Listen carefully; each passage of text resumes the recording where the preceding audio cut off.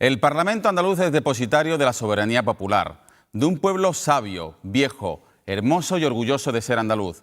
Debe ser el templo de la palabra, de la confrontación de ideas, del debate político en busca de soluciones para una sociedad mejor.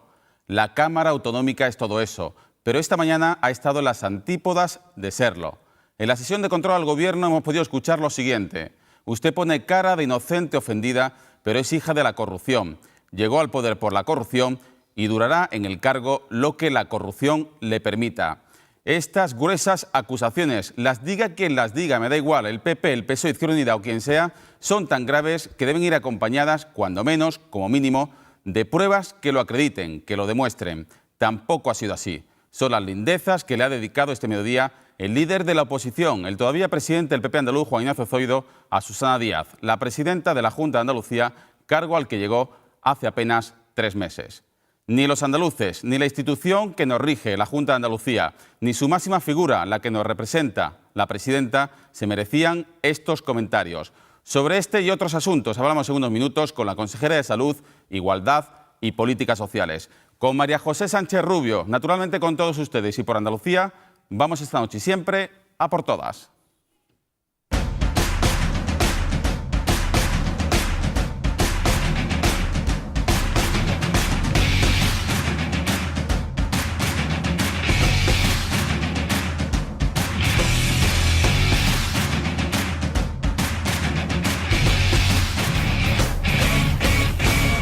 Andaluces, buenas noches. Bronca sesión, dura sesión de control al Gobierno en la que el líder de la oposición ha arremetido en duros términos contra la presidenta de la Junta de Andalucía, a la que ha acusado, sin llevar apenas 3 meses en el cargo, de no luchar contra la corrupción. Susana Díaz ha lamentado que el todavía presidente del PP andaluz se emplee en esos términos por el daño que hace a Andalucía, extendiendo una falsa mancha de corrupción a todos los organismos y empresas. Por lo demás, confirmada la marcha de Santiago Herrero como presidente de la patronal andaluza. El Comité Ejecutivo de la Confederación de Empresarios de Andalucía ha aprobado por unanimidad la candidatura de Javier González de Lara, presidente de los empresarios malagueños, en sustitución de Herrero, quien se marcha salpicado por el escándalo de las VPO de Sevilla. En una asamblea el próximo 23 de enero se fijará la fecha de las elecciones a la presidencia. Se atisba una pronta resolución del conflicto pesquero de Gibraltar con los marineros de la línea. De hecho, el ministro principal de La Roca tiene intención de reunirse en breve con los pescadores de la zona. Este anuncio coincide con una reunión que Fabián Picardo ha mantenido esta sobremesa con representantes de las ejecutivas del PSOE federal y andaluz, en el que han coincidido, según ha adelantado la cadena SER, en la necesidad de buscar una resolución al conflicto a través del diálogo y un foro trilateral entre Gran Bretaña, el gobierno español y Gibraltar. Todas las partes subrayan que es la primera reunión que el ministro principal de La Roca puede mantener con representantes de uno de los partidos mayoritarios, uno de los partidos políticos más significativos en España. Y 2 buenas noticias económicas. La agencia de calificación Moody's ha elevado hoy de negativa a estable la perspectiva de la deuda soberana de Andalucía. La agencia, que hace lo mismo con otras 9 comunidades, considera que la mejora de las perspectivas para España supondrá mayor recaudación tributaria y un aumento de las transferencias estatales, lo que ayudará a las autonomías a reequilibrar sus presupuestos. Y 250 millones de euros. Ese es el préstamo extraordinario del Banco Europeo de Inversiones a la Junta de Andalucía, que han sellado este mediodía en Luxemburgo la consejera de Hacienda con la vicepresidenta del BEI, la también andaluza Magdalena Álvarez. Crédito que permite afrontar con garantías obras importantes en hospitales, centros de salud, depuradoras y así un largo etcétera. Asimismo, ambas entidades han ratificado el préstamo para el metro de Granada. Y concluimos el sumario con una noticia de alcance en el mundo taurino, y es que las principales figuras del toreo, como son Morante, El Juli, Manzanares, Pereira y Talavante, han decidido no torear más en la Real Maestranza de Sevilla mientras la dirija el empresario Canorea. Lo han anunciado en un comunicado en el que explican que han tomado esta decisión drástica para recuperar, dicen, la identidad de Sevilla y el respeto a los toreros. Recordamos que el citado empresario hace unas semanas se negó a negociar con toreros, dijo, de segunda fila, e incluso dijo de José Tomás que si solo quería llevarse la recaudación de la plaza sevillana, que se fuera a torear a Senegal. En fin, sobre estos asuntos reflexionaremos en la tertulia en compañía de Elena Carazo, de Juan Carlos Blanco, de José Luis Losa y de Fernando Vicente. Eso será a partir de las 11 de la noche, porque tenemos una hora por delante para hablar, para dialogar, para conocer a la nueva consejera de Salud, de Igualdad y Políticas Sociales. María José Sánchez Rubio, buenas noches. Buenas noches. Muchísimas gracias por acompañarnos en el plató de A por Todas aquí en 8 Andalucía. Bueno, encantada de estar aquí con ustedes esta tarde. Bueno, evidentemente le hemos convocado para hablar de salud, de sanidad, de dependencia, de políticas sociales, de igualdad, de maltrato, de todas estas cosas, pero permíteme una primera pregunta, porque usted ha estado en el Consejo, la sesión de control al Gobierno esta mañana en el Parlamento, en la Cámara Autonómica, decía, pues, el emplazamiento de la soberanía popular. ¿Qué le ha parecido el espectáculo que hemos vivido esta mañana?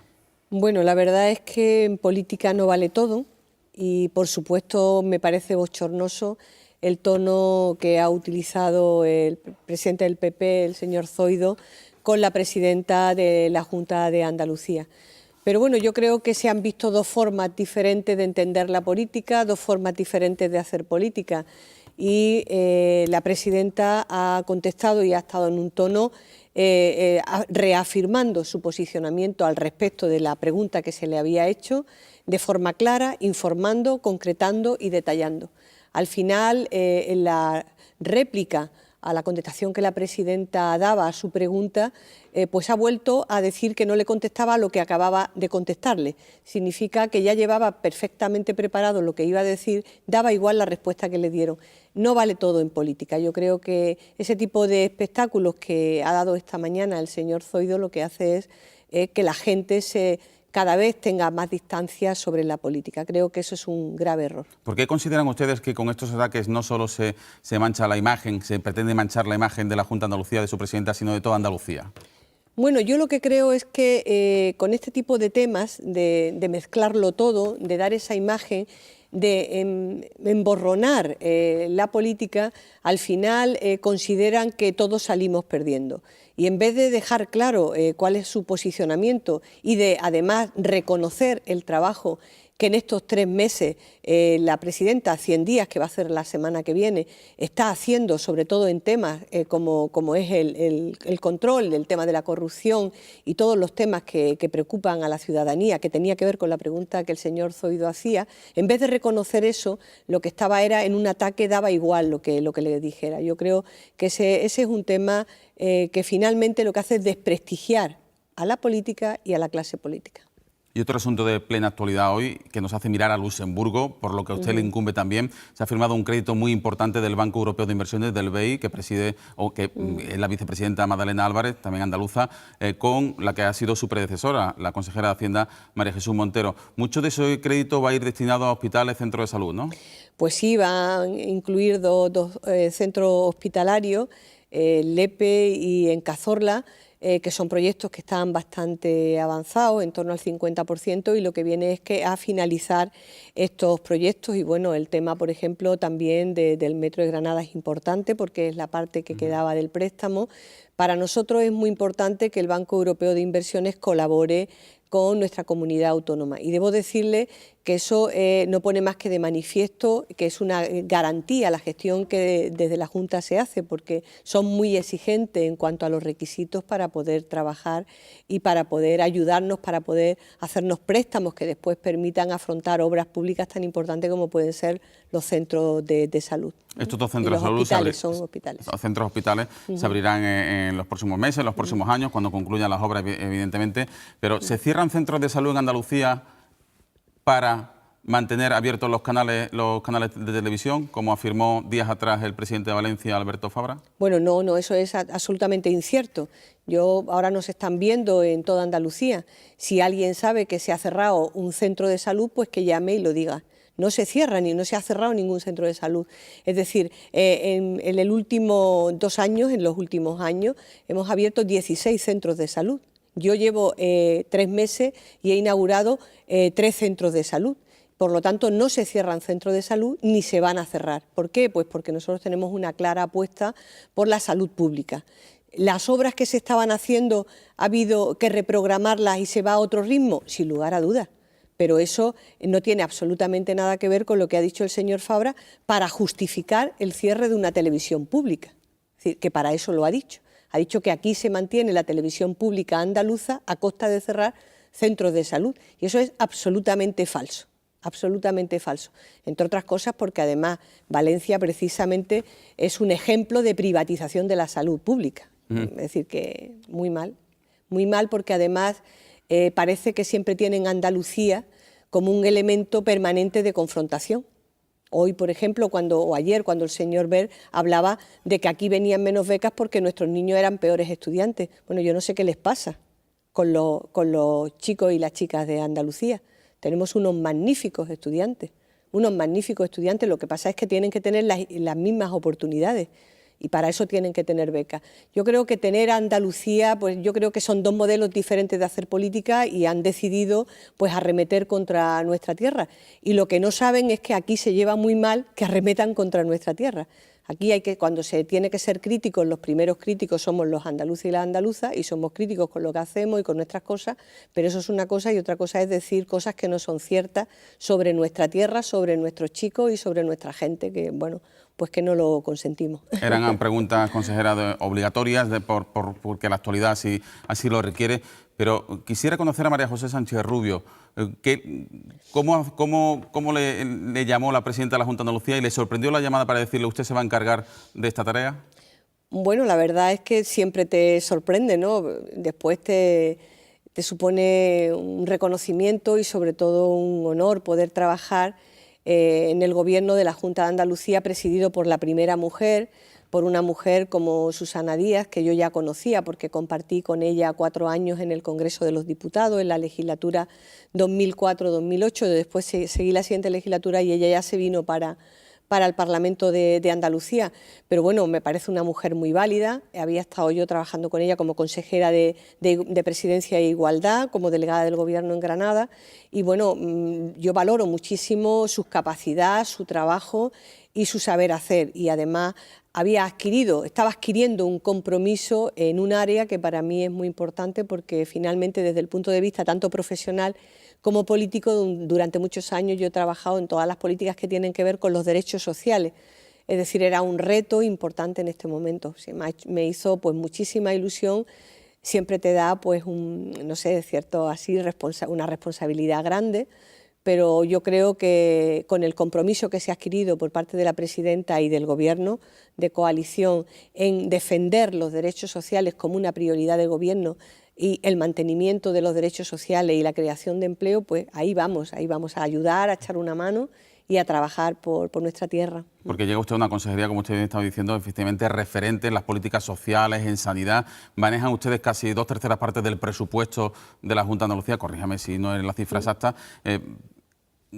¿Qué vértigo siente usted? ¿O ha tenido la oportunidad ya de conocer todas las políticas que se desarrollan en su consejería? Bueno, el presupuesto es del 45,5% del total del presupuesto de Andalucía y es un presupuesto importante, pero con el que tenemos dificultades, como es lógico, porque como ustedes saben, hemos tenido como transferencia por parte de los presupuestos generales del Estado 1.220 millones de euros menos y por lo tanto todos hemos tenido que hacer un esfuerzo. ¿Y con ese recorte se garantiza la sanidad, por supuesto, la calidad asistencial de la que hasta ahora estamos presumiendo? Por supuesto, es decir, nosotros estamos comprometidos por mantener la sanidad pública, la sanidad universal, para todos y para todas, a pesar de que esa universalidad ya se ha regulado, se ha quitado por parte del Gobierno de España, nosotros mantenemos la universalidad y además con equidad, que es lo más importante, la posibilidad de que cualquier persona en una situación de necesitar atención médica pues la tenga a través de nuestro sistema sanitario público. Lo vamos a seguir haciendo, con dificultades, no le quepa la menor duda, porque todo esto es a base de después tener que hacer una gestión lo más eficiente posible, porque tenemos menos recursos. Y por lo tanto tenemos que economizar en farmacia, tenemos que hacer unos esfuerzos en la gestión con centrales de compras para poder ahorrar en todo lo que tiene que ver con las compras para todos nuestros centros. Eso es un esfuerzo en la gestión, pero desde luego lo que no vamos a sacrificar nunca es la universalidad y la sanidad pública, bajo ningún concepto. ¿Ha coincidido ya usted en alguna ocasión en algún consejo interterritorial o en alguna reunión o algún acto con la ministra de Sanidad, Ana Mato? Voy la semana que viene, es decir, la semana que viene estaré el miércoles en el primer Consejo Interterritorial de Salud. No obstante, sí hemos hablado por teléfono, ella llamó para felicitarme cuando me nombraron, pero no he coincidido con ella todavía, pues porque no ha habido ningún consejo interterritorial, ni en el ámbito de salud, ni en el ámbito de las políticas sociales. ¿Va a intentar convencerla de que no recurra más a la subasta de medicamentos?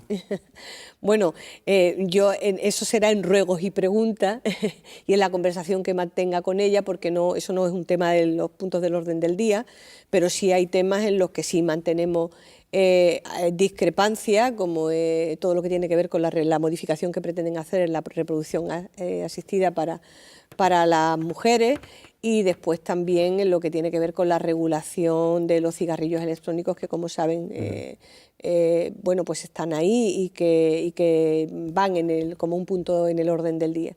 Entonces, bueno, vamos a trabajar.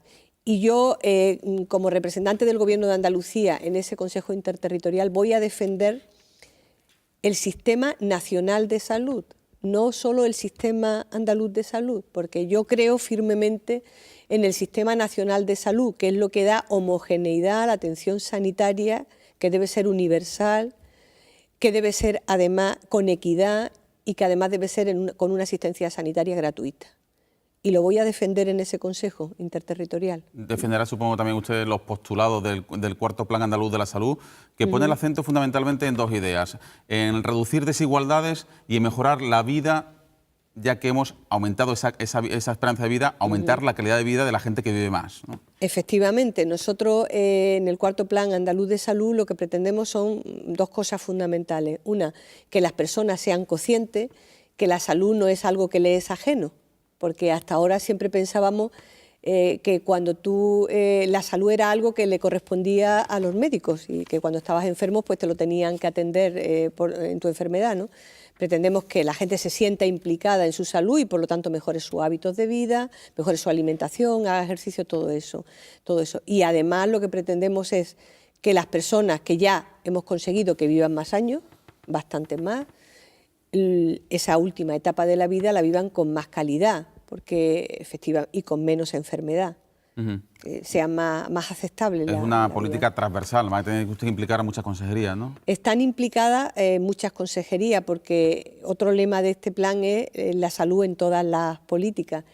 Y además yo creo que se ve muy bien en el tema de agricultura, por ejemplo, todo lo que tiene que ver con la alimentación, con el control de piensos, con el tema de la agricultura ecológica, lo que tiene que ver con medio ambiente. Se han aprobado ya medidas en el Consejo de Gobierno para todo el espacio del aire, todo el control del aire a nivel medioambiental, para ese aire que respiramos y que en zonas como puede ser Huelva, pues la gente está muy preocupada por el polo y porque eso pueda perjudicar. Es decir, todas esas medidas que se hacen desde las distintas consejerías.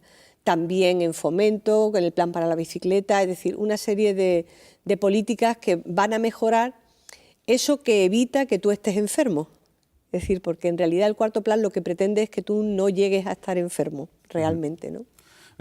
Nos interesa siempre mucho la Andalucía que más nos gusta, que es la Andalucía investigadora, de la pujanza innovadora, de la investigación biomédica, aplicada luego esos resultados a la gente llana del pueblo, es decir, el último grito de la investigación que llegue al pueblo, no a las personas que pueden pagar la sanidad privada. Con los recortes que ustedes han sufrido, con los 1.200 millones de euros menos que llegan de transferencias del Gobierno central, ¿van a ustedes poder mantener el compromiso con esa investigación biosanitaria? Nosotros mantenemos nuestro presupuesto en esta materia y estamos muy comprometidos en temas de investigación. Lo estamos haciendo también en colaboración, no solamente directamente, sino con la iniciativa privada. Queremos también entrar en todos los proyectos europeos en materia de investigación, porque además la investigación es fundamental en todo lo que tiene que ver con la salud de las personas y mejorar la salud de las personas. Pero también es muy importante el I+D+I para generar riqueza y para transformar además nuestra economía. No solamente mejorar la economía, sino transformarlo. Hay muchos ejemplos, pero hay un ejemplo muy específico. Por el Parque Tecnológico de la Salud de Granada, ahora mismo se han invertido ya en torno a 600 millones y va generando cada vez más empresas y más empleo. Patentes, investigación y abriendo un espacio al mundo que además lo que genera es riqueza. Genera riqueza. Es decir, yo insisto muchísimo que las políticas que tienen que ver con esta consejería, tanto en política social como en salud, como en igualdad, no son un gasto, es decir, se ven solamente como un gasto, también generan riqueza, también generan empleo. Cuando se estaba incrementando la tasa de paro en sectores como puede ser la construcción, como pueden ser los servicios, como puede ser la industria, se estaban generando empleo en los sectores sanitarios y en los sectores de atención social. ¿Por qué? Porque se estaba aplicando, cuando se aplicaba con fuerza, la ley de dependencia. Es decir, retorna no solo en calidad de vida de las personas y en mejor asistencia, sino retorna en generación de empleo y en creación de riqueza. Y eso hay que verlo así. Los servicios públicos no se tienen que ver siempre como un gasto, porque esa es la imagen que dan aquellos que lo que quieren es cargarse los servicios públicos, porque ven algo, bueno, esto es sí, porque se lo paguen. Es decir, y eso hay gente que se puede pagar los servicios y muchísimas, la mayoría que no. Más tarde le va a preguntar por la dependencia, pero ya que usted lo ha sacado, pues vamos a ponerlo encima de la mesa. ¿Qué tal con el Ayuntamiento de Jaén? ¿Va a haber acuerdo, no va a haber acuerdo? ¿Va a seguir prestando o no va a seguir prestando ese servicio? ¿Cuándo van a pagar ustedes? Bueno, yo me entrevisté con el alcalde de Jaén y desde el momento uno, cuando empezamos a hablar, lo que me di cuenta es que él venía a esa reunión con la idea clara de plantear dejar de prestar el servicio. Pero claro, en aquel momento yo se lo recordé, después se lo dije formalmente, que tú no puedes dejar un servicio del que eres competente. Es decir, nosotros tenemos 1.220 millones de euros menos del Gobierno de España, pero usted verá que esta consejera no ha cerrado ni los hospitales, ni ha dejado de prestar la atención sanitaria, ni ha dejado de atender a las personas dependientes, aunque ya el 72% del gasto lo cubre la Junta de Andalucía, pues porque es nuestra responsabilidad. Entonces, legalmente, el Ayuntamiento de Jaén tiene esa competencia y nosotros, que le pagamos y le abonamos, lo que vamos es a abonarle con más agilidad, porque efectivamente una cosa es la responsabilidad en prestar el servicio y otra cosa es los tiempos de pago. ¿Y hay algún compromiso de pago por su parte? Nosotros con el Ayuntamiento de Jaén, que le vamos a abonar en lo que va de año, solo en ayuda a domicilio, 1,4 millones de euros, ¿vale? Con el Ayuntamiento de Jaén estamos comprometidos a llegar a final de año, dejarlo en torno a 2 meses pendientes, que lo pagaremos a primero de año. Si es posible, incluso hacerlo antes de final de este año. Pero de todas formas, lo que sí es cierto es que nosotros tenemos un compromiso, no solamente de prestación de servicios, sino un compromiso de pago con el Ayuntamiento de Jaén. Ahí hay un problema por parte del Ayuntamiento económico, que no tiene que ver con este tema, tiene que ver con este y con otros muchos temas, porque lo que nosotros le abonamos al Ayuntamiento de Jaén para la ayuda a domicilio, finalmente el Ayuntamiento de Jaén no se lo está transfiriendo en su integridad a la empresa. Entonces, bueno, tendrá que resolver otros problemas, pero que 420 personas mayores, que si no va un auxiliar de ayuda a domicilio a su casa posiblemente no se levanten, bajo ningún concepto pueden asumir ese problema que plantea el Ayuntamiento de Jaén. No obstante, lo que sí dijimos desde el primer momento y se lo hemos dicho a las personas es que nosotros no vamos a permitir, bajo ningún concepto, que se queden sin la prestación del servicio. Así que tenemos previsto un sistema de emergencia, de urgencia, para, en caso de que eso ocurriera, poder resolverlo. Pero yo espero que finalmente el Ayuntamiento de Jaén entienda que debe de seguir cumpliendo con esa responsabilidad que tiene adquirida y con ese contrato además que tiene con la propia empresa, que lo tiene cerrado, vamos. Consejera, volvamos a salud y quiero plantearle 2 asuntos concretos que han sido noticias de alcance, una más que otra evidentemente, en los últimos días, tanto en Andalucía como en España. Sí. ¿Qué es lo que ha podido pasar en el Carlos Haya para que se confunda un bebé, una cría con un crío? Bueno, pues es algo que ahora mismo lo que nosotros desde el hospital lo que han hecho ha sido, regional de Málaga, lo que han hecho ha sido abrir una investigación para ver exactamente lo que ha ocurrido. Parece que ha tenido que ver un poco con el tema de los quirófanos, de todas maneras totalmente inadmisible y que no debe ocurrir bajo ningún concepto más. Van a establecer unos sistemas para garantizar que eso no ocurra así, en cuanto a la identificación en el mismo momento, porque era una cesárea al parecer, los 2 bebés a la vez, pero finalmente lo que sí hay que dejar claro es que eso no puede ocurrir bajo ningún concepto, no puede ocurrir y desde luego no va a volver a ocurrir. ¿Y en Andalucía ocurriría lo que ha ocurrido en Castilla-La Mancha con la mujer del consejero que ha sido operada de hernia discal en tan solo 15 días, adelantándose a las listas de espera? Bueno, nosotros tenemos un control de las listas de espera bastante riguroso. Ha habido en algún momento en que se ha cuestionado que no se hacía o si se hacía y desde luego hay por parte de todos los hospitales un control exhaustivo del tema de las listas de espera. Nosotros tenemos listas de espera, es una cosa evidente, pero debo decirle que las listas de espera que nosotros tenemos son las más bajas después del País Vasco, son las más bajas. Y estamos por debajo de la media de todo nuestro país, más de la mitad de la media en listas de espera. ¿Ese trato de favor? ¿Qué sintió usted cuando lo escuchó? Bueno, pues me sentí pues como se sintieron los ciudadanos, con la sensación de que tú estás esperando y que no entiendes que, como no sea por motivos de muchísimo peso, una persona se adelante en una lista de espera, sea quien sea, como es lógico, pero que porque sea un familiar de un político eso se haga, pues me parece muy mal. Me parece muy mal porque además precisamente lo que da la sanidad pública y debe dar la sanidad pública es eso que yo le comentaba a usted antes, que era la equidad, la igualdad. La igualdad, que tú cuando llegues allí te pongan el mismo pijama o el mismo camisón, más feo, más bonito, pero es igual para todo el mundo y que cuando estés allí estás en la misma habitación, más fea o más bonita que tienen todos los demás. Allí los títulos de propiedad se quedan a la entrada del hospital y eso tiene que seguir siendo así. Bueno, consejera, vamos a hacer una pausa obligada para la publicidad y volvemos en 3 minutos con la consejera de Salud, Igualdad y Políticas Sociales de la Junta de Andalucía, con María José Sánchez Rubio, y ya nos acompañarán los 4 analistas que van a estar con nosotros en el plató de A por Todas.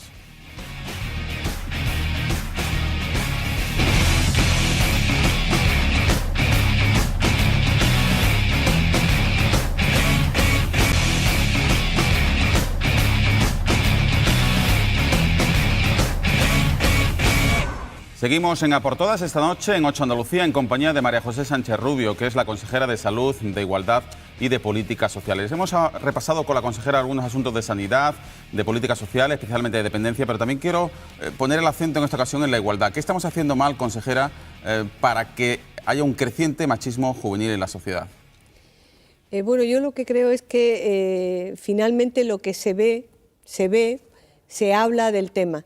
Porque el problema de la violencia, del machismo, ha existido, pero no se hablaba de él. Estaba muy incorporado, se veía como normal. Yo creo que lo importante es saber que eso está ahí y que hay que corregirlo. Y creo finalmente que hay que seguir insistiendo en los temas de educación. Pero educación para la igualdad significa educar en la casa, educar en la escuela, educar socialmente, porque lo que hay detrás de ese machismo es un criterio, un concepto de desigualdad muy profundo que hace que unas personas sientan, es decir, que la mujer es inferior y que por lo tanto se le puede tratar con ese criterio de desigualdad, que eso al final puede terminar en tema tan grave como puede ser la violencia de género. Y ese machismo además hay que corregirlo. Nosotros hemos detectado con los datos del último informe que hicimos de violencia de género que cada vez son mujeres más jóvenes las que terminan muriendo a manos de su pareja o expareja o asesinadas, es decir, y eso es gravísimo, gravísimo y hay que corregirlo. Nosotros ahora mismo estamos trabajando ya con mujeres jóvenes víctimas de la violencia de género. Y es muy terrible, ¿eh? ¿Cuánto daño ha hecho, consejera, aunque no sea de su competencia, la LOMCE, que segrega a los niños o blinda la segregación en los colegios concertados, niños con niños, niñas con niñas, y por otra parte pues elimina la educación para la ciudadanía? Pues es un elemento más, porque incluso decían que hasta última hora quisieron introducir el elemento de igualdad entre mujeres y hombres como materia, como currícula en la ley, y al final no lo han hecho. Yo creo que eso es básico, es decir, debe estar ahí, debe estar en la educación. La segregación es gravísima porque finalmente la escuela es un espacio de socialización, es un espacio de convivencia, es un espacio entre iguales que lo que hace es que tú te permitas relacionarte con los demás, relacionarte también en igualdad. Si tú no tienes ese espacio, si no te vas a encontrar después con un elemento ya en determinada edad que va a ser muy complicado, va a ser muy complejo. Yo creo que eso es un verdadero error, es un paso atrás importante en la igualdad también. Sí. Consejera, a partir de ahora quienes le van a hacer las preguntas son los 4 analistas que se incorporan a esta mesa. Vamos a saludarlos ya. Juan Carlos Blanco, buenas noches. ¿Qué tal? Buenas noches. Igualmente saludamos a Fernando Vicente, buenas noches, tocayo. Elena Carazo, buenas noches. Buenas noches. Bienvenido, José Luis Losa. Muy buenas noches. Mira, además veo con tu tarjeta sanitaria. Sí, venía yo a hablar de nuestra tarjeta sanitaria. Muy bien, eso está bien, eso está bien. Acabo de sacar yo la tengo siempre. Pero esa es diferente a Enséñala, la mía. a ver. mi número de la... Pero esa es diferente a la mía, iba a sacar la mía, pero no tengo aquí. Yo tengo una también como parecida. Yo quería hablar de dependencia, lo primero de todo. Iba a decir, yo iba a empezar preguntándole por la tarjeta, pero pues aprovecho, venga. quien decida, José Luis. Venga. Bueno, de dependencia, porque antes he hablado en el primer tramo del programa sobre dependencia y yo tengo muchas dudas sobre la dependencia. O mejor dicho, creo que los ciudadanos tienen que tener muchas dudas sobre la dependencia. La duda no es sobre si es un servicio que hay que prestar, que todos estamos de acuerdo que hay que prestarlo y que es un pivote esencial del nuevo estado del bienestar.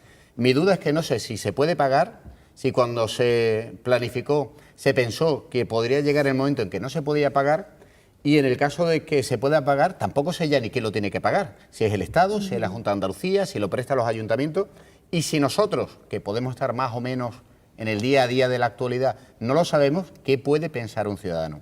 Es decir, no se sabe si se puede pagar y tampoco quién lo tiene que pagar.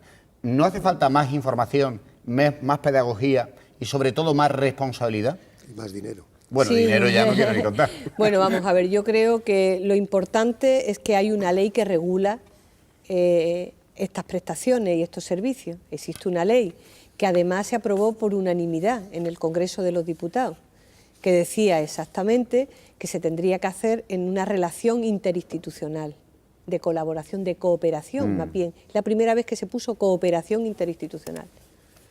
Esa cooperación, hemos visto a día de hoy, cuando el Gobierno de España, que tenía como compromiso junto con las comunidades autónomas financiar la ley 50-50 al 50%, y después se ejecutaba parte de la ley a través de las corporaciones locales, por ejemplo, la ayuda a domicilio. Entonces, eso está claro, la ley lo dice claro. ¿Qué pasa? Pues que cuando entra a gobernar el Partido Popular, empieza a recortar prestaciones, servicios y presupuesto de la ley.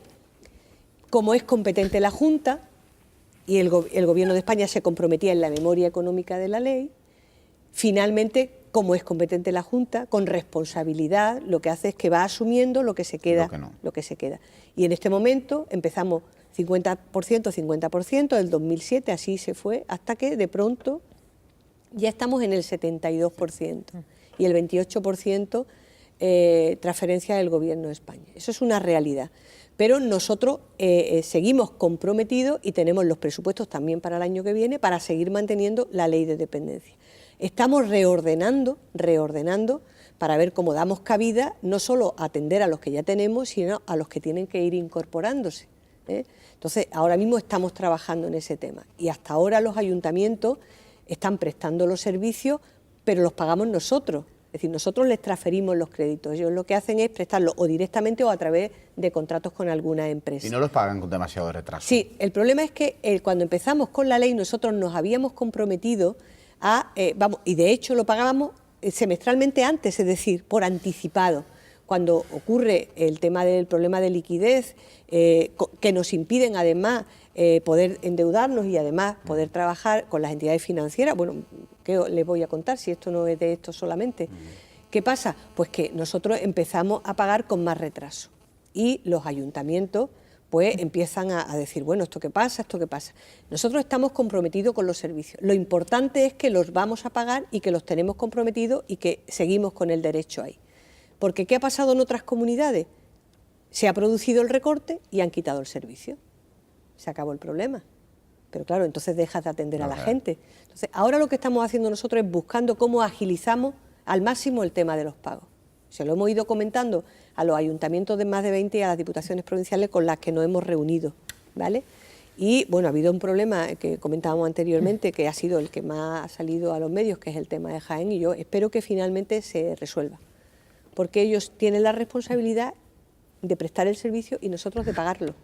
¿Vale? Lo que pasa Entonces, es que Y lo que ha dicho el fiscal el también. caso de Jaén, Sí. porque el alcalde se ha liado la manta a la cabeza y ha dicho, pues no presto este servicio, pero en la mayoría de las capitales andaluzas sí hay un problema real de liquidez, de que les deben ustedes el Sí. dinero para prestar el servicio. pero los Entonces, ayuntamientos lo están prestando. Y es más, yo incluso... claro, pero eso es lo que, lo que ellos dicen, estamos prestándolo y la Junta no nos ayuda. Tanto, Sí, nosotros le pagamos. Lo que pasa es que no le pagamos con la celeridad que era antes, incluso que le pagábamos anticipadamente. Estamos buscando unos tiempos, sobre todo que conozcan los tiempos, es decir, si va a ser a 30, a 60 o a 90, pero que ellos puedan también trabajar con la entidad financiera. Y eso nosotros sabemos que es cierto y lo estamos intentando resolver, ¿no? Así que, pero vamos, Sí, bueno, yo es que iba a ir por ahí, pero bueno, ya tampoco quiero insistir, ¿no? insistir demasiado. Entonces vuelvo a otro tema, y no te voy a dejar hablar todavía De la- de la tarjeta. Bueno, pero la Y tienen en yo la voy a mano. volver a esa la igualdad, tarjeta. porque es verdad que al final la igualdad es de lo que menos se habla. Aquí llevamos lleva mucho tiempo hablando, y de igualdad es de lo que menos tiempo se ha hablado. Entonces yo quiero incidir ahí. Yo recuerdo cuando yo empecé a trabajar, bueno, ya llevaba algún tiempo trabajando, pero no a poco tanto, que de repente llegué a las oficinas de la Unión Europea en Madrid y me encontré con que había mujeres dentro de los despachos y me sorprendió. Yo era entonces un chaval de 20 años. Porque llevaba ya un tiempo trabajando y las mujeres en los trabajos que yo me encontraba estaban siempre delante de las puertas, no dentro de los despachos. Bueno, yo creo que eso ha cambiado, que efectivamente hay ciertas cosas que se han cambiado con las listas obligatorias, las paridades, todo ese tipo de cosas, pero sigue habiendo una gran falta, yo creo, de poder femenino en la sociedad española. No sé qué posibilidades hay de que eso realmente cambie. Pues yo creo que tiene mucho que ver en el ámbito de la política con que las mujeres ocupen espacios de poder no solamente en los puestos institucionales, sino a nivel orgánico. Por eso es tan importante para nosotros que Susana Díaz no solamente sea la presidenta, sino la secretaria general del partido, porque realmente es desde la parte orgánica de los partidos donde se distribuye ese poder después a nivel institucional, en las listas, donde se da esos espacios, eso que se le llama, se empodera a otras mujeres, se empodera, ¿no? Que yo creo que es importante, Tampoco hay que decirlo tanto, lo que hay es que hacerlo, que eso sí que es importante, ¿no? Yo creo que la presidenta lo está haciendo, para nosotros por eso es importante que lo sea. Y después está la parte ya de lo privado, Yo creo que queda muchísimo por hacer en espacios en la universidad, donde la mayoría son mujeres, con unos currículum maravillosos, todavía quedan espacios por recuperar en la Pero administración. usted está de acuerdo en que debe obligarse a que los Sí, las consejos de medidas de administración, Sí, los consejos sí. de En el ámbito las privado, empresas privadas sí. tengan presencia Sí. mitad femenina? Sí, yo además participé en la elaboración de la ley de igualdad y sí era partidaria y sí se puso. Lo que pasa es que, como es lógico, el cómo se ocupa, pues después las empresas tienen ese espacio como la toma de decisión de la propia empresa. También es cierto que en las grandes empresas, las que cotizan y todo esto, la mayoría de las mujeres que están en ese ámbito son familiares de... y bueno, eso se va corrigiendo, pero muy despacio. Se ha ido incrementando la participación de las mujeres en esos ámbitos empresariales, pero todavía queda por recorrer. El tema es que la crisis, todas las situaciones de crisis, está volviendo a relegar a los papeles, a los roles tradicionales a las mujeres, y eso sí que es verdad, que ahí tenemos nosotros que desde todas las políticas intentar corregirlo. Porque claro, si falla la dependencia, lo que está pasando es que si tienes que cuidar a tu padre, a tu suegro, al final, ¿quién lo hace? ¿Sabéis lo que está pasando? Que por cada hombre que se va, hay 27 mujeres que se están yendo a atender a la familia. Igual con los niños, ¿no? Entonces yo creo que eso sí hay que seguir trabajando por corregirlo, ¿eh? Porque además es facilísimo volver atrás. Sí. Como no son conquistas que estén consolidadas, es muy fácil, ¿eh? Al final. La crisis también está afectando a que las empresas y también las administraciones pongan medidas de apoyo para facilitar esa conciliación, que es una de las claves por la que no tenemos esa igualdad en el campo del trabajo, por ejemplo, hombres y mujeres. Sí. Es decir, fundamentalmente la Administración tiene contemplado un plan de conciliación, fundamentalmente para el cuidado de los hijos, las excedencias para el cuidado de los mayores, la posibilidad de alargar más tiempo la baja maternal. Todo eso es cierto, de la gente que está trabajando, El problema es que finalmente, cuando la situación está muy mal y consiste en incorporarte al mercado de trabajo, al final es como si eso pasara a un segundo plano. Y no se puede pasar a un segundo plano porque al final siempre recae en el mismo hombro. Yo siempre digo que las mujeres a partir de los 40 nos convertimos en un hombro, Primero hemos criado y después somos el... Yo iba a preguntar por sanidad, pero yo no sé si le voy Venga, a la quitar tarjeta. Venga, la tarjeta, yo tengo curiosidad. Ya tengo curiosidad. El hombre de la tarjeta que desvele la incógnita. Luego ya... la consejera y tiro mano, digo, yo llevo mi tarjeta. Y se me ha ocurrido pensar y preguntar por volver a los orígenes, lo básico. Ahora que con la crisis todos nos planteamos casi cualquier cosa. Yo estoy muy orgulloso de llevar mi tarjeta con la bandera de Andalucía, pero me sigo planteando, yo no soy especialmente centralista, pero sí eminentemente práctico, y me sigo planteando si es práctico que tengamos 17 sistemas de salud distintos en España, independientemente de la región. No sé si es práctico que yo, que viajo bastante y voy a Madrid, si me caigo en Madrid y me rompo un brazo y me llevan al hospital, que no haya forma de que el seno hospital de Madrid entren en mi iba a decir, historia, tu historia médica clínico, porque no, porque el sistema es distinto al de Andalucía. No sé si es bueno que el otro día en Barcelona me di cuenta que no he sacado la medicina, estaba resfriado y me dice, no, con esto usted no va a ningún sitio, porque la farmacia, porque esto es para su farmacia de Andalucía. No sé qué opina usted y no sé, insisto, si esto es práctico o no. Yo sé que en algunas otras cosas se avanzan, que cada región haga sus cosas, ¿no? Pero me parece que la centralización de competencias en sanidad sería importante a lo mejor en algunos aspectos para que todos los ciudadanos españoles tengamos la misma sanidad independientemente de la región, e incluso a nivel económico para que bueno, a la hora de crear centrales de balance de compras de medicamentos hasta para hospitales, pues a lo mejor fuera, no sé, más útil, no lo sé. Bueno, yo creo, en primer lugar, antes comentábamos, ¿verdad?, que yo la semana que viene voy al Consejo Interterritorial de Salud. Cuando yo vaya allí posiblemente llevo la voz del ámbito sanitario de Andalucía, pero también la defensa del Sistema Nacional de Salud, del Sistema Nacional de Salud, porque creo que es un magnífico sistema, el Sistema Nacional de Salud.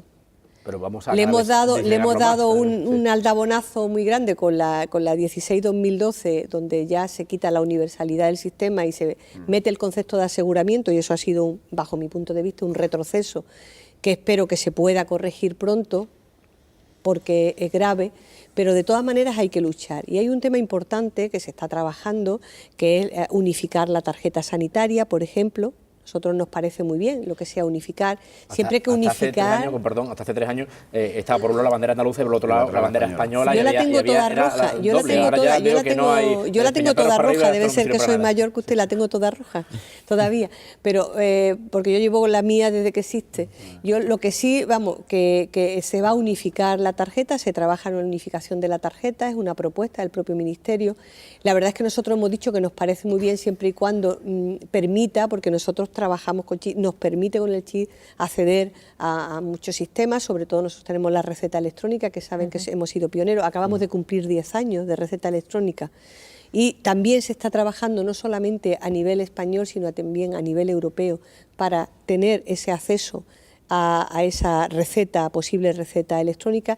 Y también hay un programa, el IRAYA, para el tema de la historia médica, la posibilidad de cómo se puede compartir, siempre con la salvaguarda que tienen que tener todos estos temas, ¿no? Y yo creo que sí, que hay elementos que tienen que estar homogeneizados en todo el territorio para el Sistema Nacional de Salud, independiente de que después las competencias autonómicas se respeten, pero que sí que viene bien que haya elementos como puede ser la receta, como puede ser la tarjeta sanitaria, me parece bien, es decir, que creo, y hay que luchar por eso además, vamos. Sobre el tema sanitario, de lo que quería hablarle, consejera, hay, o al menos advierte, un posible malestar interno en la comunidad sanitaria por los recortes, mayor número de horas, menor sueldo. Yo creo que tiene que haber hay unos recortes, pues se puede decir que vivimos en un país, en un paraíso, pero la realidad es que naturalmente cuando hay menos dinero, eso tiene que notarse. 2 preguntas. La primera, ¿cree que hay de todas maneras una conciencia de que pese a todo se consigue defender el sistema gracias también a que se han hecho unos recortes, digamos que se han socializado esos recortes, en este caso con los recortes de sueldo y el aumento de horas? Si ese malestar interno ha quedado hoy acotado o no. Y en segundo lugar, que creo que también es todavía más preocupante, si tiene miedo de que ese malestar se extienda también a la población. Afortunadamente creo que todos coincidimos en las bondades del sistema sanitario andaluz, que tendrá sus problemas, pero las bondades del sistema sanitario. ¿Cree que puede haber una cierta merma o deterioro en esa imagen que todos tenemos de esas bondades del sistema sanitario andaluz? Bueno, la larga. yo creo que tenemos un buen sistema sanitario en Andalucía, tenemos unos magníficos profesionales en este sistema sanitario, se presta una buena atención sanitaria y hay un grado de satisfacción muy elevado, por encima del 90 y tantos sí. por ciento. Además, con un trabajo muy bien hecho, muy exhaustivo, cuando la gente ya está en la casa, que no está condicionada por estar en el centro, y eso es cierto. Yo siempre digo que nosotros ajustamos mucho, estamos ajustando mucho los presupuestos, estamos ajustando la central de compra, como comentaba usted anteriormente, también el tema de los medicamentos, solamente con el tema de los específicos, los genéricos, hemos ahorrado pues 1.000 millones ya desde que lo estamos aplicando, es decir, con la subasta son 70 millones la primera subasta, en la segunda, y ahora van a ser 35, 33 en esta última subasta que se ha hecho. Todo eso está muy bien. Hemos tenido que ajustar en personal. Lo que tenemos que procurar es que esa tensión, es decir, esa relación entre lo que es la eficacia en el sistema y la eficiencia, por lo que supone de ahorro, no llegue a los límites de... Yo siempre le hablo de lo de saltar las costuras. Es decir, Sí, hay que claro. tener muchísimo cuidado. Y en eso estamos, Malestar, pues las personas que están trabajando más horas, porque saben que es un decreto de ampliación de hora, que no es para aquí, sino para toda España, y el Gobierno de España, de 35 a 37 horas y media. Y las personas que nosotros hubiéramos tenido que sacar del sistema, que era en torno a 8.000, que finalmente le rebajamos el salario y le pusimos el horario al 75%, pues la verdad es que contentas no están, hasta que no recuperen el 100% de su salario.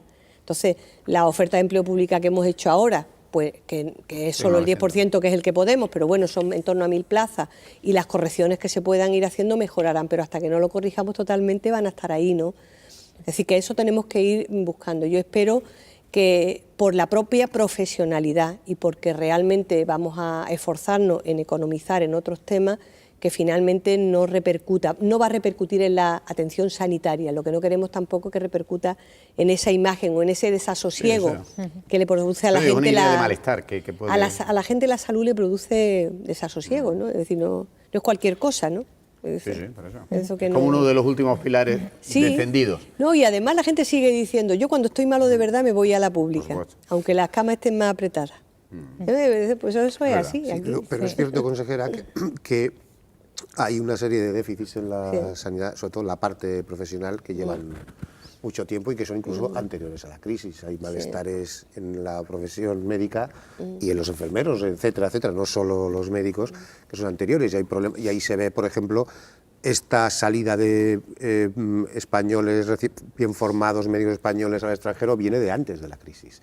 Ya se iban a Inglaterra, ya se iban a Portugal, porque las condiciones laborales en pleno apogeo y cuando aquí sobraba el dinero eran muchísimo mejores que las que había aquí. Es decir, que estos son problemas que no son nuevos y que no es tanto de imagen como dice él, sino habrá detrás una realidad mucho más...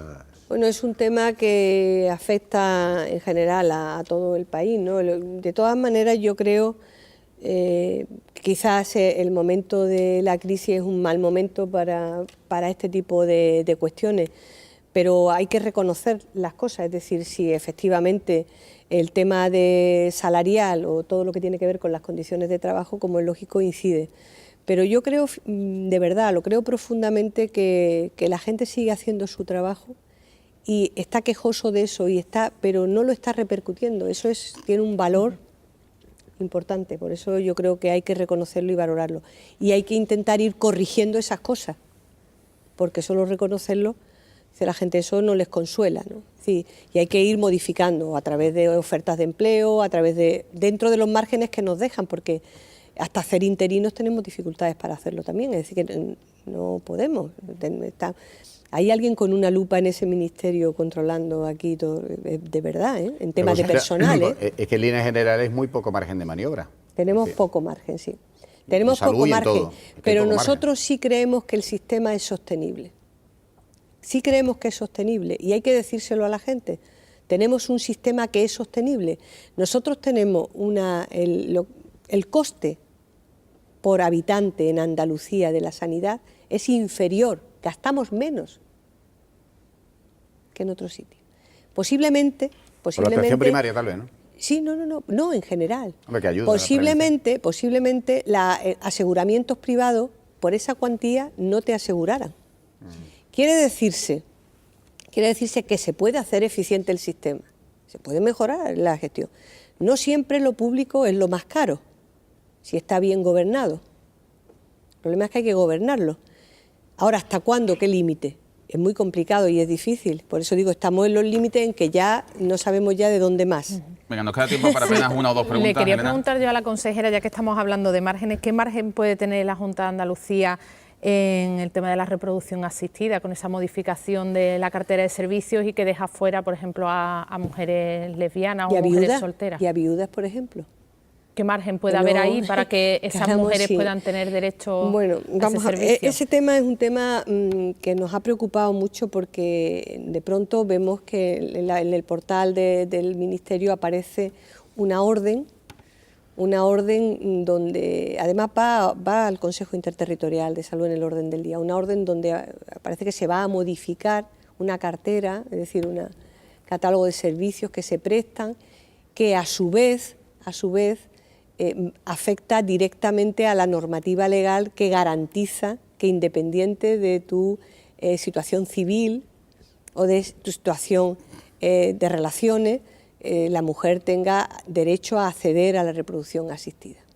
Y eso es grave porque finalmente la igualdad que establece la ley que regula la reproducción asistida se alteraría.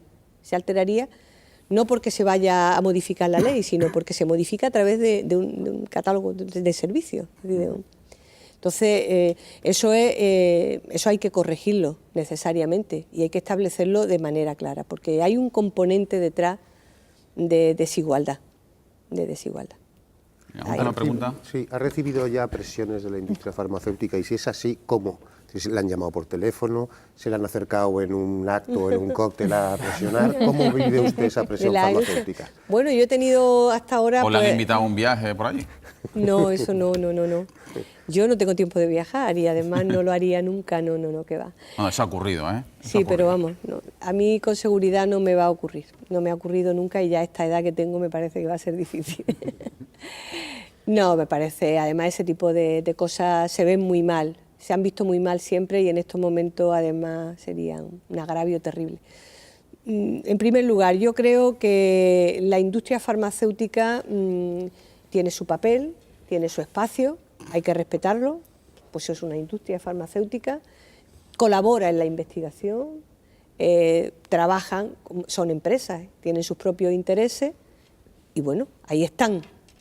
Y nosotros como administración pública lo que tenemos que tener es claro qué es lo que necesitamos hacer para atender a la ciudadanía en materia farmacéutica, de medicamentos. Y no hacerlo por intereses de la farmacéutica, sino por los intereses de la ciudadanía. Entonces, los principios terapéuticos, absolutamente respetables, con valores científicos, contrastados, y partiendo de ahí, el sistema que abarate más el coste. Obligatoriamente y siempre dicen, bueno, entonces en caso el médico ya no va a tener más remedio. No, si los facultativos, en caso de que vean necesario utilizar otras prescripciones, lo harán, pero lo tienen que justificar, porque si no, finalmente es que le estoy hablando antes de 1.000 millones y le estoy hablando de 70 millones de euros y de 30 millones, es decir, son cuantías importantes. Consejera, estamos casi fuera de tiempo, perdóneme. Perdón. María José Sánchez Rubio, consejera de Salud, Igualdad y Políticas Sociales, muchísimas gracias por acompañarnos, espero que usted se haya sentido a gusto. Yo he estado muy a gusto, me he sentido muy bien porque además son temas que creo que podemos compartir bien. Bueno, pues muchísimas gracias, muy buenas noches y mucha suerte. Muchas gracias. Será una suerte que podamos compartir, porque es la salud, porque es la igualdad y porque son las políticas sociales. Evidentemente será la suerte de todos los andaluces. Volvemos en 3 minutos y analizamos los principales asuntos de actualidad con Fernando Vicente, con Juan Carlos Blanco, con Elena Carazo y con José Luis Losa.